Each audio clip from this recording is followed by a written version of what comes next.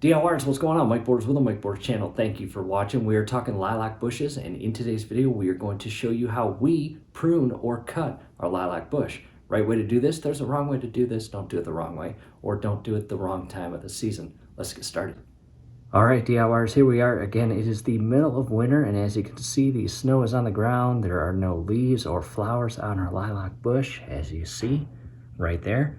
And I want to scroll into an extremely damaged screen. Wow. Speak of the devil.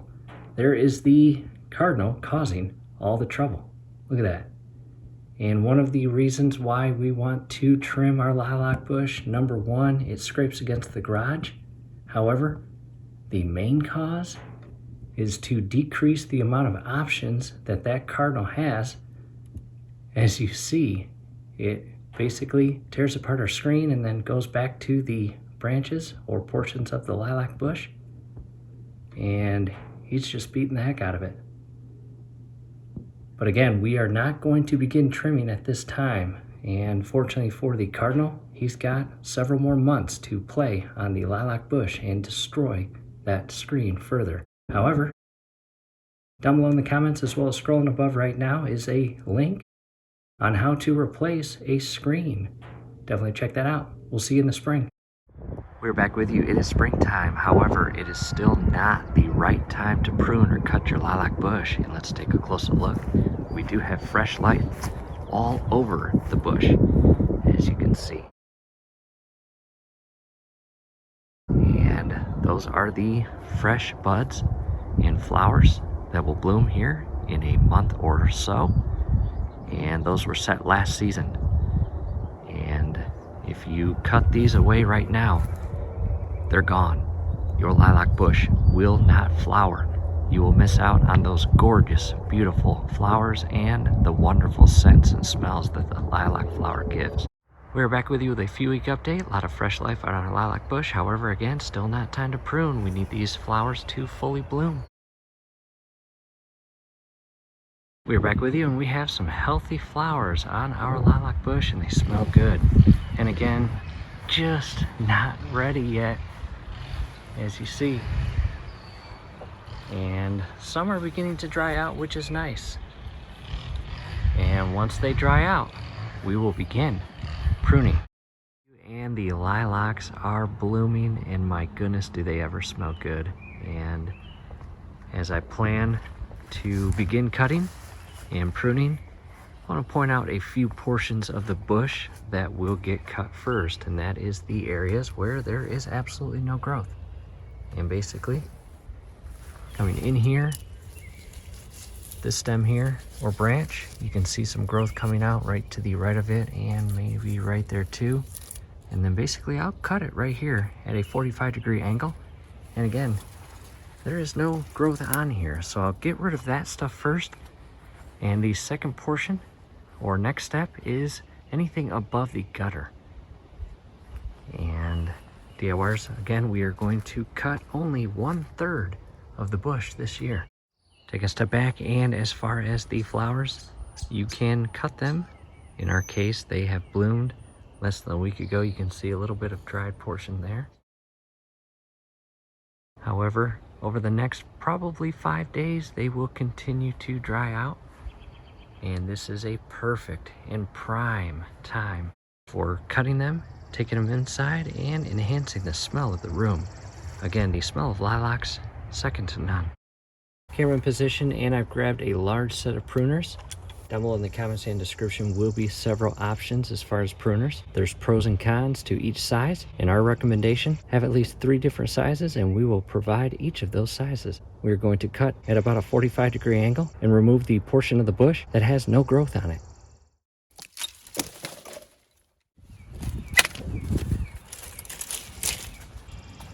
And again, absolutely zero growth on the portions that I'm cutting. And I encourage you to start with those branches as well.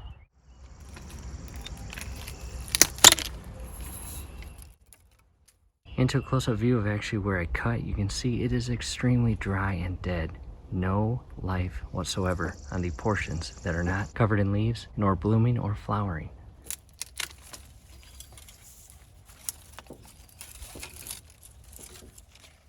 Taking a big step back to the opposite side, and just those little cuts of the dead portions or branches, it is cleaning up. Again, those have got to go, and this is why we wait, or one of the reasons why we wait, to allow the bush to basically pick what it wants to live off of. And by cutting these, it just provides additional growth and health and energy for the remainder of the bush. Coming into the main base and up, I want to show you something. Look what I found. And I'm going to do my best to leave that alone. However, this little branch right here feeding up, there's absolutely nothing, no growth on this whatsoever. Just taking up space and taking up energy. I'm cutting that whole piece, and I will continue cutting all the dead stuff away.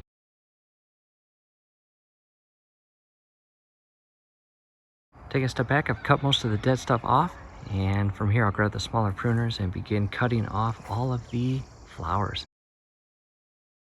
Camera in position, and again coming underneath where the flowers are, grabbing the smaller set of pruners and just ever so carefully come underneath. You can see the green fresh stems.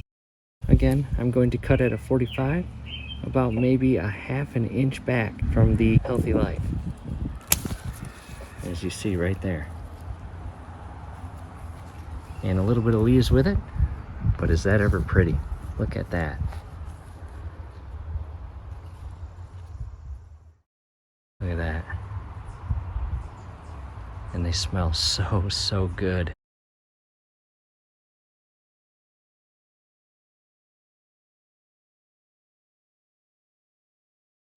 Two different camera angle, and to the flowers that have begun to dry, and same thing, 45-degree angle, about maybe an inch back at this point.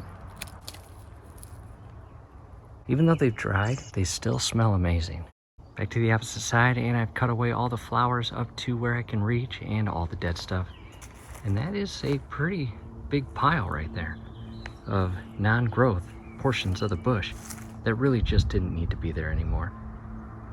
And the energy again will begin to flow through the remaining portion of the bush in a healthy manner. Coming back up to the opposite side and coming in near the garage, I'm going to again go up and begin cutting everything above the gutter. Camera position as you do this, just go slow, no need to rush it. Again, about a 45-degree angle to cut the stem or branch. And as you do this, one more thing, just keep in mind we only want to cut about a third of the bush each year. I am going to go up as high as I can and begin cutting again, just basically right underneath the gutter. Those are beautiful, healthy, wow.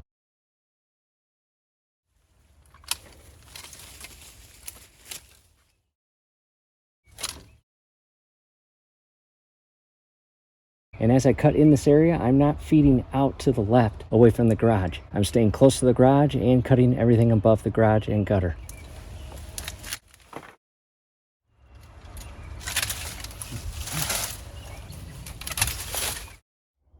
Taking a step back, making progress. As you can see, nothing is touching the garage anymore, nor the gutter or roof. And as far as mowing, this little branch right here really gets in the way, and it's got a lot of life on it, and I'm going to basically prune this back. To the opposite side, and very similar like the flowers, I've got these smaller pruners, and I'm basically just kind of coming back. As you see, there's not much life on here, but when it gets to the tip, a lot of fresh, beautiful life. In addition, if I feed further down on this branch, there is more, so I am going to carefully cut about maybe a foot, again 45, and I'll continue cleaning this area up. Taking a big step back in DIYers, here is where we are right now. We feel comfortable that we have cut about 1/3 of the bush away. We are not going to get trigger happy and continue cutting. That is important to the life of your lilac bush. Quick recap: cut away the dead stuff, prune away the beautiful fresh flowers. You can take them inside, put them in a vase on the table, or give them to friends and family. They will love those. After that, we carefully cut away everything above our garage and rubbing against the garage and gutter and roof. and cleaned it up. And looking at that stack right there, you might think, wow, I cut away a lot of leaves and fresh life. However, again, we need to cut away 1/3. And what's on the ground right now is nowhere near what is still on the bush living. And again, by cutting all of that away, we are basically enriching and enhancing the energy feeding upstream. Again, this is a 3-year cycle. Now to the opposite side, and again, 1/3 is cut away. And I cannot get the remaining flowers up top without a ladder. I will grab a ladder here shortly. Wait, what? Well, let me explain. In the event that you have just had enough and you want it basically cut all the way down, you do have this option. However, the perfectionists will do only 1/3 each year, and it is a constant ongoing 1/3 per year project. However, you do have the option to basically cut it down to maybe chest high, as shown here. To the opposite side, and as you can see, I have aggressively cut more than 2/3, I can promise you that. And this is all that is left. And guess what I left? Check this out. I'm not touching that, I'm not moving that, I am keeping that.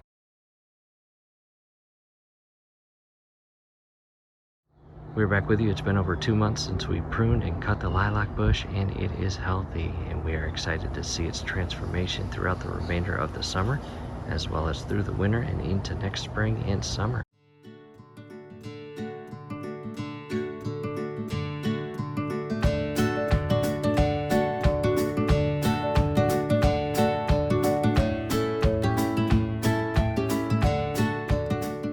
It is late April, and we've got life, as you see, even blooming.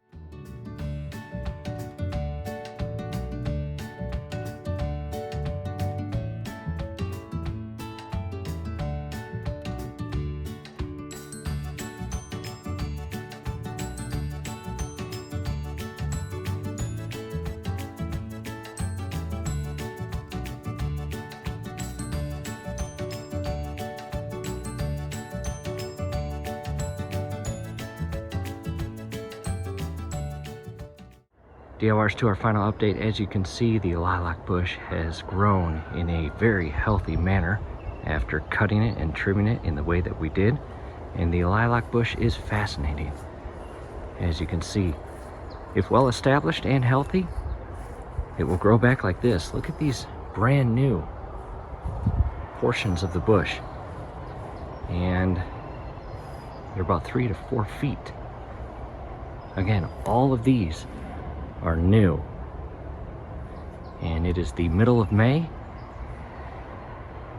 and the lilac bush is healthy. So again, do not be afraid to trim it in the manner that we did, because again, if it's healthy and well established as this one is, it will grow back.